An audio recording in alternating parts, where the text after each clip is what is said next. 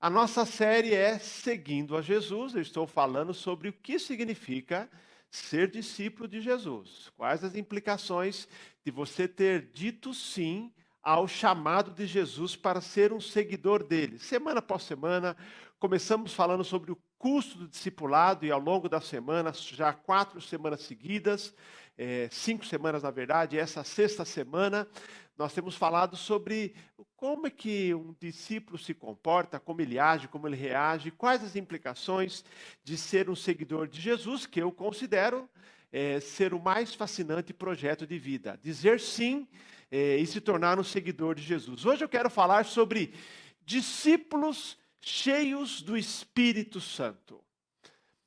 O autor de Atos dos Apóstolos, Lucas, que é autor também do Evangelho, ele descreve assim os discípulos de Jesus. Ele diz lá em Atos 13:52, ele registra: os discípulos, porém, estavam cheios de alegria e do Espírito Santo. Essa é uma descrição que eu poderia até reeditá-la dizendo: os discípulos estavam cheios de alegria por causa do Espírito Santo.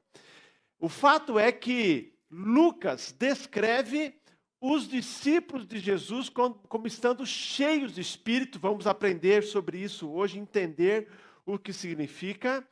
E nos Evangelhos e no livro de Atos, inúmeras vezes, servos do Senhor são descritos como sendo cheios do Espírito Santo. Por isso que é importante que nós entendamos, porque essa é uma característica que deve marcar, que deve definir a vida de cada discípulo de Jesus.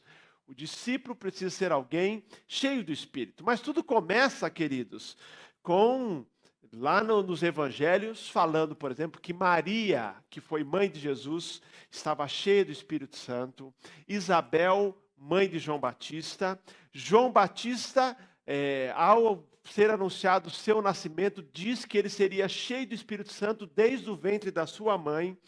A Bíblia fala que Jesus não apenas recebeu o Espírito Santo, como ele vivia cheio do Espírito. A Bíblia diz em Lucas capítulo 4, verso 12, e Jesus, cheio do Espírito Santo, foi conduzido ao deserto, onde ele foi tentado. Então você lê os evangelhos, você encontra os personagens bíblicos, e Jesus sendo o nosso maior exemplo, como sendo pessoas cheias do Espírito Santo. Aí você entra em Atos 2, aprendemos já aqui sobre o Espírito Santo vindo sobre a igreja, inaugurando a era do Espírito. É importante entender que lá no Velho Testamento, ninguém tinha o Espírito Santo de maneira permanente.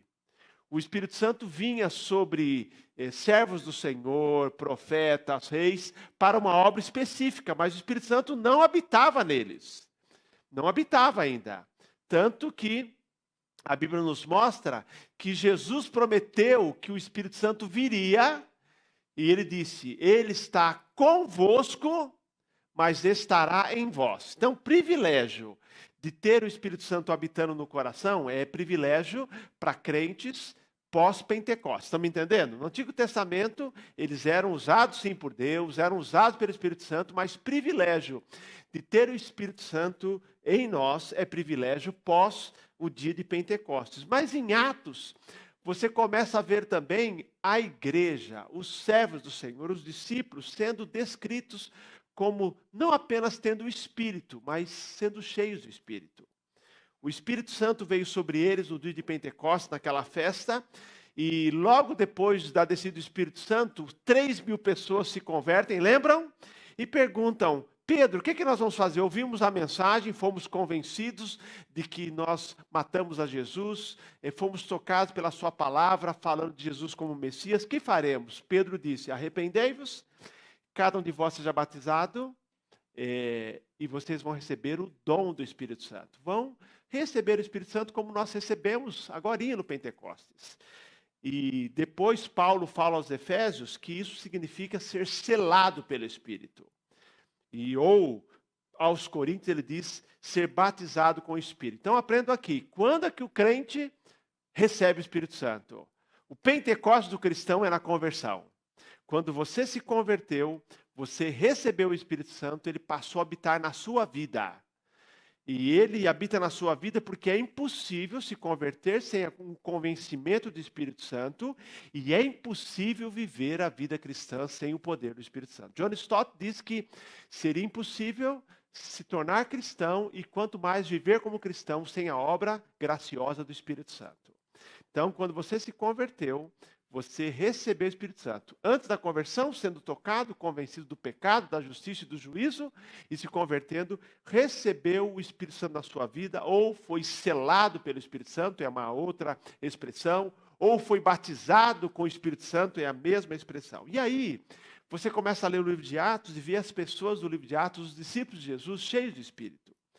Pedro, quando ele e João realiza um milagre. Lembram na Porta Formosa, lá em Atos 3, a cura daquele coxo? Eles, no poder do Espírito Santo, no poder de Deus, curam, manda aquele homem se levantar, ele se levanta, as autoridades enciumadas prendem a Pedro e João, querem abafar o movimento chamado cristianismo, porque agora tem um milagre que todo mundo viu, inegável, irrefutável, então esse cristianismo vai crescer, vamos sufocar, e aí prendem a Pedro e João, e querem saber e perguntam: em nome de quem e no poder de quem vocês realizaram esse milagre? Era a pergunta que Pedro estava aguardando. Vou dizer, não foi no meu poder, não foi no nosso poder, foi no poder do Espírito Santo que nós realizamos isso, mas diz a Bíblia que Pedro, quando foi responder, e Pedro, cheio do Espírito Santo, respondeu. O Espírito Santo que tirou todo o medo. Ele, cheio do Espírito Santo, ele falou e explicou que era o poder de Jesus, e depois ele diz, e que nenhum outro a salvação. Atos 4,12, só o nome de Jesus. Estevão foi escolhido como um dos diáconos. Em Atos 6, a igreja precisava escolher um grupo de pessoas para ajudarem os apóstolos no trabalho. Para que os apóstolos pudessem se dedicar à oração e à palavra, escolheram 7 homens para fazer um trabalho administrativo, de ação social. Mas é muito interessante. Eram homens, vamos dizer assim, na linguagem atual, para distribuir cesta básica. E aí alguém pergunta aqui, o que é preciso para alguém fazer entrega de cesta básica? Você fala assim, basta ter aqui, tem um jumentinho? Então tá bom, pode vir aqui ajudar. Entrega, não, olha só, eles foram escolher homens para trabalharem junto com os apóstolos. E olha o que eles disseram. Deviam escolher homens que fossem cheios de sabedoria, cheios de fé e cheios do Espírito Santo. Esses foram escolhidos para fazer um trabalho que também é profundamente espiritual, um trabalho social. E aí, diz a Bíblia, que um dos escolhidos foi Estevão. Estevão, ele não apenas foi um homem que trabalhou ali na ação social, mas era um homem cheio do Espírito Santo, pregava o evangelho com ousadia, começou a pregar o evangelho e novamente as autoridades querendo sufocar o cristianismo, começaram a perseguir a Estevão e no final você sabe que ele foi o primeiro mártir da igreja, ele foi morto apedrejado, mas diz a Bíblia que quando ele fazia sinais miraculosos, quando ele estava ali pregando o evangelho, anunciando, as pessoas, as autoridades perseguindo a Estevão com raiva ao vê-lo falar de maneira tão poderosa, diz a Bíblia que Estevão, cheio do Espírito Santo, viu a glória de Deus, o céu aberto. E depois ele foi morto. Mas ele, cheio do Espírito Santo, ele viu a glória de Deus, porque ele era usado por Deus. Um outro personagem no livro de Atos é Barnabé. A igreja agora saía do judaísmo, já tinha chegado a Samaria, tinha saído dentre os judeus, já tinha alcançado a Samaria, agora alcança os gentios de Antioquia. A igreja de Antioquia ouve a palavra, as pessoas de Antioquia ouvem a palavra, se convertem, a igreja começa, vou usar a expressão, bombar. Começa a crescer, e eles querem saber o que está acontecendo. O cristianismo agora saiu das fronteiras ali, da Judéia, de Jerusalém, de Samaria, chegou ali, e para o judeu era difícil entender que o evangelho era para todos. O evangelho, como é até hoje, ele é inclusivo, é para todo mundo. O cristianismo não faz distinção, ele chama a todos para que venham, quem tem sede venha, é para encontrar Jesus. E aí a Bíblia diz que o evangelho começou a crescer em Antioquia, mandaram Barnabé para investigar. O que está acontecendo? É para valer mesmo? Tem conversão ou é fogo de palha? diz que Barnabé chegou, ele foi assim como um fiscal, mandaram ele como um fiscal, mas mandaram o fiscal errado. Porque eles mandaram assim para uma operação meio tipo abafa. Mandaram Barnabé. Porque, você sabe, o judeu tinha muita dificuldade de entender que o evangelho também é para não judeu. Nós temos barreiras hoje com algumas pessoas, não é assim? Quantas vezes eu ouço alguém falar assim, pastor, vamos lá pregar no presídio? Gente se converte no presídio? Se converte, o evangelho é para presidiário também. É para todo mundo. Então eles tinham uma barreira, mas por que não? Essas pessoas não são escolhidas por Deus, não são merecedoras. Mas aí, Barnabé chega. A Bíblia diz que ele se alegrou vendo a graça de Deus. E ele, além de ver a graça de Deus, ele começou a incentivá-las a permanecerem firmes na fé. E explico por que ele agiu assim. Porque ele era um homem bom, cheio de fé e cheio do Espírito Santo. Barnabé, para mim, é um exemplo, um dos melhores personagens do Novo Testamento. Ele era cheio do Espírito Santo, por isso que ele agiu com tanta graça e viu a graça de Deus. E aí nós temos, queridos, Pedro, Estevão, Barnabé, os diáconos e tantos outros no livro de Atos dos Apóstolos, que eram cheios do Espírito Santo. Deixa eu explicar. O que significa ser cheio do Espírito Santo? Ser cheio do Espírito Santo significa ser controlado pelo Espírito Santo. Você recebeu o Espírito Santo quando você se converteu. Mas o quanto ele atuou na sua vida depende da liberdade que você vai dar. Você já tem o Espírito Santo, está na sua vida, é o selo. Você já foi batizado com o Espírito Santo. Mas o quanto você vai ser dirigido pelo Espírito Santo, controlado, depende do quanto você dá liberdade. E aí é o processo de ser cheio do Espírito Santo, que não se refere aqui à quantidade, mas se refere à postura. Crente cheio do Espírito Santo, discípulo cheio do Espírito Santo, é discípulo controlado pelo Espírito Santo. A vida cheia do Espírito Santo é a vontade de Deus para nós. Repetindo John Stott, a vida cristã é vida no Espírito. Seria impossível ser cristão, seria impossível viver e crescer como cristão sem o ministério gracioso do Espírito Santo. Eu quero falar hoje sobre viver cheio do Espírito Santo. Eu quero convidar você, nós vamos ler Efésios capítulo 5. E eu quero dizer a você que a maior necessidade da igreja no século 21 é de discípulos que caminhem cheios do Espírito Santo. Eu quero falar sobre essa verdade como sendo a maior necessidade para o século 21. Efésios capítulo 5, eu quero ler os versos 18 a 21 e você acompanha comigo aí. Olha que diz o texto. E não se embriaguem com vinho, pois isso leva à devassidão, mas deixem-se encher do Espírito, falando entre vocês com salmos, hinos e cânticos espirituais, cantando e louvando com o coração ao Senhor, dando sempre graças por tudo a Deus nosso Pai, em nome do nosso Senhor Jesus Cristo. Sujeitem-se uns aos outros no temor de Cristo. Amém, queridos? Esse é um texto que fala da vida de um discípulo cheio do Espírito Santo. Vamos lá, algumas lições para nós hoje aqui. Em primeiro lugar, entender. Quando ele diz assim, deixem-se encher do Espírito, é importante, eu sei que essa tradução provavelmente apareça. Encham-se do Espírito Santo, é assim na maioria, ou enchei-vos do Espírito. Não está errado. É que a tradução literal é esta. Deixem-se encher do Espírito Santo. Primeiro está no plural. Então é para todas as pessoas. A W. Tozer, deixa eu explicar aqui, olha só. Quando eu digo que é para todas as pessoas, estou dizendo que não existe, alguém diz assim, olha, eu sou um cristão, mas eu sou um cristão 1.0. Então eu não sou tão cheio do Espírito Santo. Então eu estou aqui, câmbio manual. Não existe. Cristão que fala assim, não, eu sou crente, está bom. Eu já fui batizado com o Espírito Santo, tenho o Espírito Santo na minha vida, tá bom, vou viver a minha vida. Não. Ele está dizendo que se é para todos, é para todos os cristãos. Não existem categorias de cristãos. Ele não quer que alguns sejam cheios de Espírito. Não, só liderança, só missionários, só pastores, só alguns líderes, só alguns que tenham mais tempo. Não. Quando ele diz assim, deixem-se encher do Espírito, é uma ordem, por isso está no plural, para todos os cristãos. E aí, A.W. Tozer, um grande autor que viveu no final aí da primeira metade do século XX, ele diz o seguinte: a vida cheia do Espírito Santo não é uma edição especial ou de luxo do cristianismo.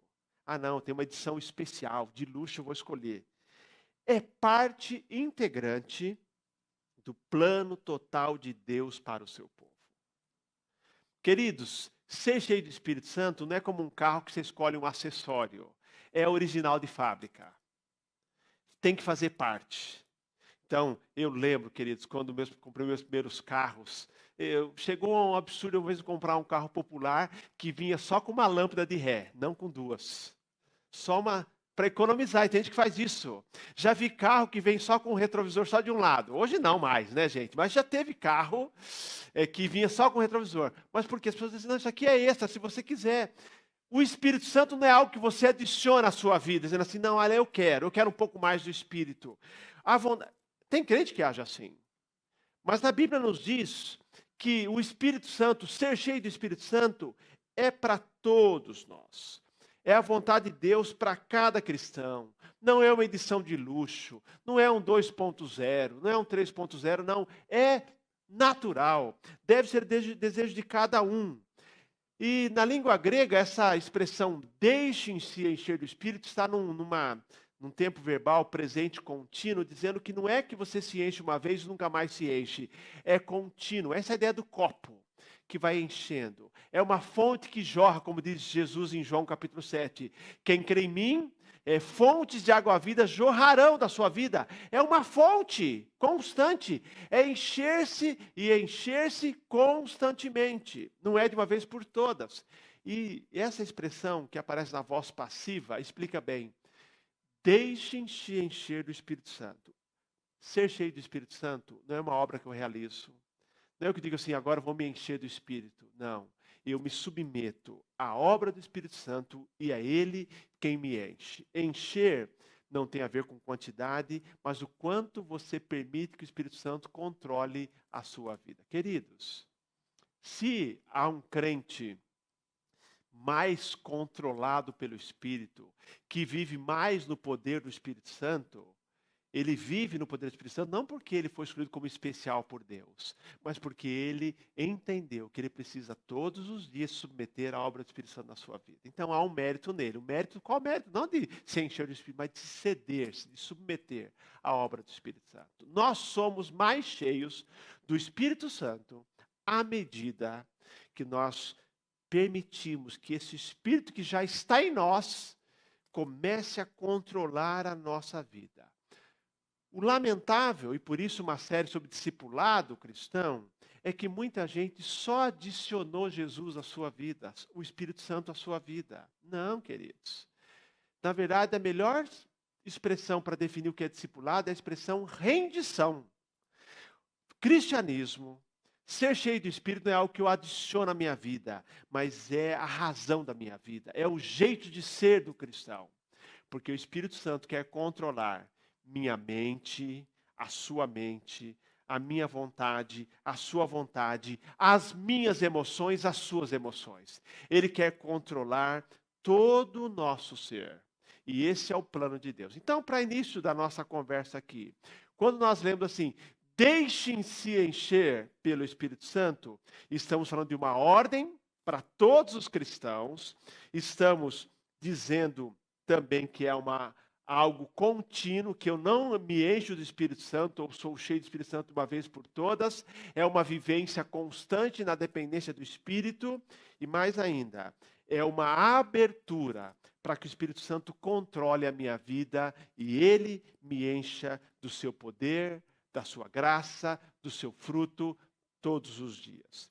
E o apóstolo Paulo, depois de chamar e dar essa ordem, encham-se do Espírito, ou deixem-se encher do Espírito, ele fala de alguns resultados, que eu chamo assim, resultados maravilhosos, ou manifestações maravilhosas de alguém que está vivendo sob o controle do Espírito Santo. Eu podia citar uma lista imensa aqui, mas eu quero, me baseando aqui em Efésios, falar de algumas manifestações maravilhosas do Espírito Santo quando eu estou controlado pelo Espírito. E vou dizer a você, a maior necessidade das nossas igrejas, dos nossos lares, a maior necessidade da nossa sociedade é de cristãos, de discípulos cheios do Espírito Santo.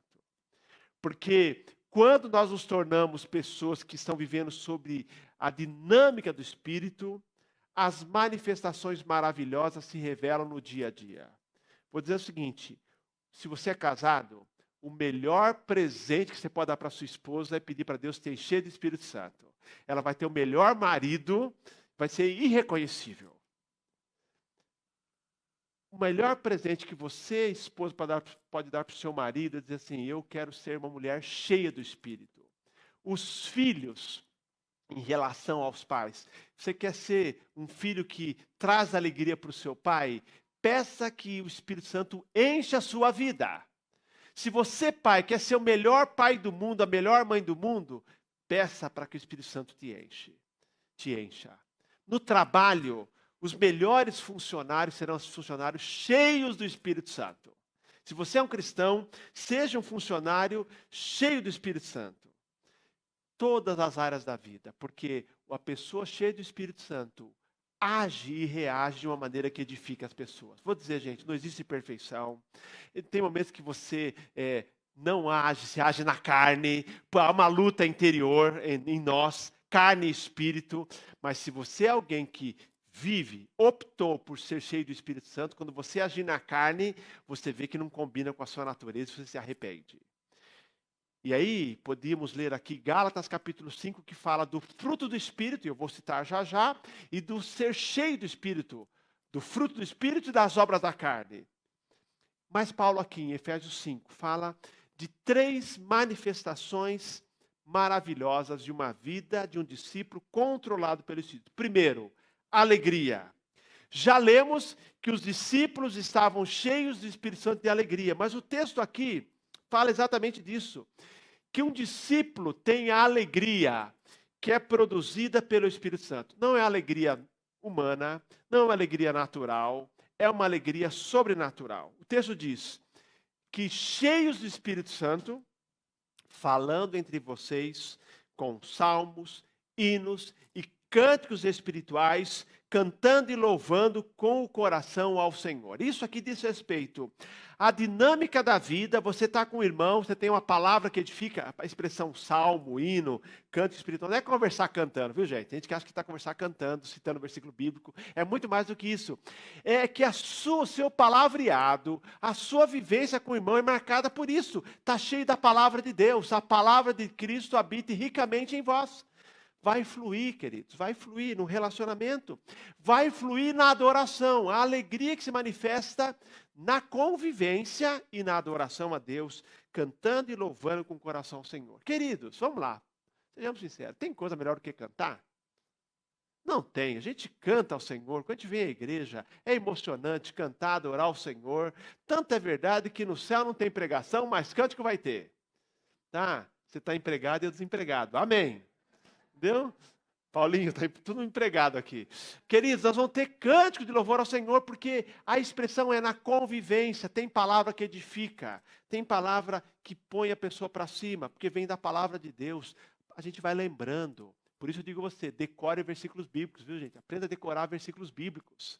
Lembra? As pessoas antigamente tinham costume, né? Então, eu vou até dizer assim, dica, escolha uma Bíblia e fica com ela, porque as traduções mudam tanto, e daqui a pouco, já viu que a gente vai ler o texto bíblico, ler no que está na mente, não no que está aqui, porque tem traduções, escolhe uma tradução e decore versículos, há versículos chaves que você vai lembrar em qualquer momento, mas pessoas, discípulos cheios de Espírito, demonstram alegria.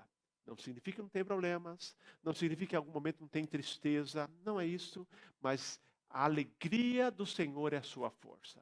Na convivência, a alegria é demonstrada. Na adoração, cantando e louvando com o coração ao Senhor. A alegria é uma manifestação maravilhosa de alguém que está sendo preenchido pelo Espírito Santo. Está dando lugar para que o Espírito Santo controle. E como disse, não são chavões religiosos, são palavras que edificam ao próximo e glorificam a Deus. Segunda manifestação maravilhosa, a gratidão. Ele diz, dando sempre graças por tudo a nosso Deus e Pai, em nome de nosso Senhor Jesus Cristo. Queridos, quando estamos cheios do Espírito Santo, a gratidão a Deus flui, flui, flui. Pessoas cheias do Espírito Santo têm motivo para agradecer a Deus diante da menor bênção e da maior bênção também. Mas pessoas que não são cheias do Espírito Santo podem receber a maior bênção, não glorificam o Senhor, porque não veem a bênção do Senhor. Mas pessoas cheias do Espírito agradecem a Deus as pequenas e as grandes bênçãos que Deus dá. Quando somos cheios do Espírito, ou nessa obra do Espírito Santo nos encher, a gratidão flui. Viver murmurando, reclamando, é sinal de que você não está cheio do Espírito Santo. Porque um sinal, uma marca, como dizia o pastor Caio Fábio, iniludível de que você está cheio do Espírito Santo, é você agradecer. Pessoas cheias do Espírito Santo agradecem todo o tempo por tudo a Deus. Porque a palavra gratidão vem da palavra graça. Quando você vê e reconhece a graça, o favor imerecido de Deus na sua vida, é impossível não reagir a não ser com gratidão. Você vê a graça e você agradece. Barnabé foi à igreja de Antioquia, viu a graça de Deus, agradeceu e ficou feliz. Viu a graça, se alegrou. Viu a graça, agradeceu. Quando reconhecemos a graça de Deus, somos gratos, porque é uma obra do Espírito Santo. Ser grato por algumas coisas, em alguns momentos, todos nós somos. Mas ser grato sempre por tudo é a obra do Espírito Santo, não é verdade? Ser grato por algumas coisas, em alguns momentos, todo mundo é, ou a maioria. Mas ser grato sempre e por tudo a Deus é resultado da obra do Espírito Santo. Uma manifestação da obra do Espírito Santo na sua vida vai ser a gratidão. Se você pedir, Senhor, me enche do teu Espírito, renova a minha vida, me enche do teu poder, você naturalmente vai se pegar agradecendo, se emocionando com as bênçãos de Deus na sua vida. O que Ele tem feito. Não estou dizendo que sua vida é fácil, não estou dizendo que sua vida não tem problemas, mas estou dizendo que você vai ver no meio de, se você enfrenta lutas, no meio das lutas, a mão de Deus com você. Você fala assim, Deus está conosco na minha vida, na sua vida. E a última manifestação maravilhosa, resultado da obra do Espírito na nossa vida, ser controlado pelo Espírito, é aquilo que eu chamo de harmonia. Ele usa a expressão do verso 21. Sujeitem-se uns aos outros no temor de Cristo. Eu usei a palavra harmonia, porque ao falar, ele vai falar aqui, já, da manifestação do Espírito Santo no relacionamento conjugal, entre patrões e empregados, no caso bíblico, servos e senhores.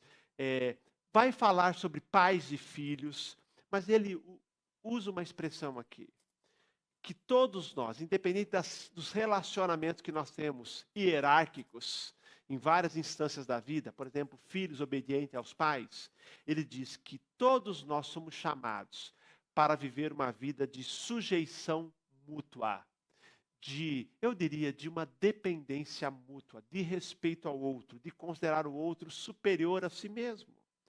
E por isso usa a palavra harmonia, porque o nosso maior problema exatamente de relacionamento não acontece exatamente por nós queremos impor as nossas opiniões. Não é assim, queridos? Nossos maiores problemas, quando a gente bate o pé, não negocia, não abre. O mundo está vivendo um tempo muito difícil. Eu não vejo os bons dias para o mundo. No mundo marcado por polarização, por briga sobre qualquer tema. Briga por direitos, que existem muitos deles legítimos, mas a forma está errada. Deus nos deu o ministério da reconciliação, que é de sentar na mesa, é de negociar. E na vida cristã, nós aprendemos a nos sujeitar uns aos outros. Olhamos para o outro e nos sujeitamos. Ou seja, nós o respeitamos como ele é. Nós, como diz a Bíblia, suportamos uns aos outros, que tem dois sentidos. Suportar de dar suporte e de suportar de aguentar. E nós nos aguentamos, nós temos nossas dificuldades. Nós temos dia que você não acorda bem, né? Na igreja tem dia que você não está legal. Tudo bem. Não é pecado acordar um dia mal. Entendeu? Tudo bem, mas a gente tem a ideia assim, de postura, de ouvir o outro, de respeitar o outro, de tentar entender o outro, às vezes não concordar com o outro, mas respeitar o outro, quando nós nos sujeitamos uns aos outros. Olha só, é a dinâmica do relacionamento. A harmonia é resultado, porque aqui, se você observar a partir daqui, final do capítulo 5, capítulo 6 todo, o que Paulo está dizendo é de harmonia em casa, no trabalho, na vida da igreja. Tudo começa com essa frase: sujeitem-se ou sujeitando-vos uns aos outros no temor de Cristo. Porque a raiz dos nossos problemas é essa falta de sujeição, é de imposição. E o apóstolo Paulo vai mostrando isso em casa, marido e mulher, pais e filhos, no dia a dia, patrões e empregados, na igreja também. Cristãos cheios do Espírito têm mais facilidade de relacionamento, é mais humilde, é mais cooperativo. Falta de harmonia nos relacionamentos é obra da carne. Queridos, quando você olha Gálatas capítulo 5, e você lê, a partir do verso 19, quais são as obras da carne, é uma lista horrível. E eu vou citar apenas aqui o que ele fala, porque há pecados sexuais e tudo mais, mas ele fala de todas as coisas do que dizem respeito a relacionamento. Obra da carne, ou seja, como é que o humano tende a reagir quando dá vazão à sua maneira de ser, à sua carne e não ao Espírito Santo. Rixas, ciúmes, iras, discórdias, divisões, facções, invejas. Tudo isso marca relacionamentos, queridos, que não têm o controle do Espírito Santo. Essa é a lista horrível, terrível. Mas ele diz, o fruto do Espírito, aquilo que o Espírito produz, naquele que está sendo controlado por ele, pelo Espírito, citando apenas de relacionamento, paz, amor, longanimidade, bondade, mansidão, domínio próprio. Portanto, queridos, ser cheio do Espírito Santo produz harmonia nos relacionamentos, que envolve pedir perdão, eu errei, vamos começar de novo, acertando, procurando o melhor do outro, querendo o bem do outro, olhando para o outro não como seu opositor, conseguir olhar para o outro, às vezes você não discorda, às vezes o que ele pensa para você é algo inadmissível, mas você o ama como ser humano, como pessoa. Na igreja, nos relacionamentos, nós vivemos com relacionamentos marcados pela paz, pela harmonia. É obra do Espírito Santo. Quem produz a harmonia nos relacionamentos? Discípulos cheios do Espírito Santo. Queridos, a maior necessidade da igreja, das nossas famílias, da sociedade, é a necessidade de discípulos cheios do Espírito Santo. Lembre-se, o Espírito Santo não é algo, nem alguém que você acrescenta à sua vida. É alguém, ele é a terceira pessoa da Trindade, a quem você rende a sua vida e diz, controle a minha vida. É uma pessoa, terceira pessoa da Trindade, Deus Espírito, a quem você rende a sua vida, a quem você entrega a sua vida. Por quê? O plano de Deus para cada discípulo é que esse discípulo seja controlado, sua mente, suas emoções, sua vontade, pelo Santo Espírito de Deus. Que nós possamos fazer a nossa parte, que é, Senhor, eu me rendo. Eu preciso de Ti. Eu preciso que o Senhor dirija a minha vida. Eu sei, eu me conheço. Cada um sabe qual é o seu calcanhar de Aquiles. Alguns têm mais de um calcanhar. Os 3, 4, todos nós temos vários calcanhares de Aquiles. Nós sabemos, Senhor, controla pelo Teu Espírito. Controla a minha vida, minha mente, minhas emoções, minha vontade, minhas ações, minhas reações, porque eu preciso de Ti. E nós temos que clamar, pedir ao Senhor, olha, nós estamos precisando do controle do Teu Espírito em nossa vida, para sermos aquele esposo, aquela esposa que o Senhor quer.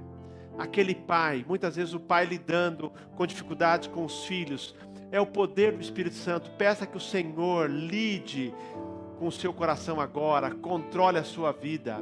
Filhos com dificuldades com os pais, problemas de relacionamento no trabalho que nós temos muitas vezes, nós temos o controle do Espírito Santo para saber como agir, como reagir no poder do Espírito. Relacionamentos interpessoais na nossa vida, o que nós precisamos é do controle do Espírito. Quando o Espírito se controla, a alegria em nossa vida, a gratidão em nossa vida e a harmonia nos relacionamentos. Vamos pedir ao Senhor, nós precisamos dele, acabamos de cantar, precisamos de ti, Senhor. Sem ti nós não podemos viver, nós dependemos, não temos forças, não temos poder, mas o poder do teu Espírito Santo faz a diferença. Vamos orar ao Senhor. Deus de amor, nós consagramos a vida dos nossos irmãos e irmãs. Cada um de nós enfrenta algumas trincheiras, algumas áreas da nossa vida em que, se não for no poder do teu Espírito, não vai ter um final feliz. Nós precisamos do teu Espírito em nosso viver para uma vida melhor em casa, no trabalho, com a vizinhança, na igreja, até a maneira de lidarmos conosco mesmo, Senhor. Precisamos do teu Espírito. Quero dizer, Pai, que o teu Espírito tem liberdade de atuar em nossa vida. Nós queremos ser uma igreja formada por discípulos cheios do Espírito Santo. E que as manifestações sejam iniludíveis. Todo mundo vai ver que estamos cheios do teu Espírito, na maneira que conversamos com o irmão, na maneira que tratamos o outro, Senhor, na maneira como agradecemos ao Senhor diante de tantas bênçãos na vida, Senhor, no nosso falar, no nosso agir, a alegria que é algo presente em nosso viver. Queremos, em obediência à tua palavra, nessa noite, convidar o teu Espírito para assumir o pleno controle da nossa vida, para a tua glória. Em nome de Jesus. Amém.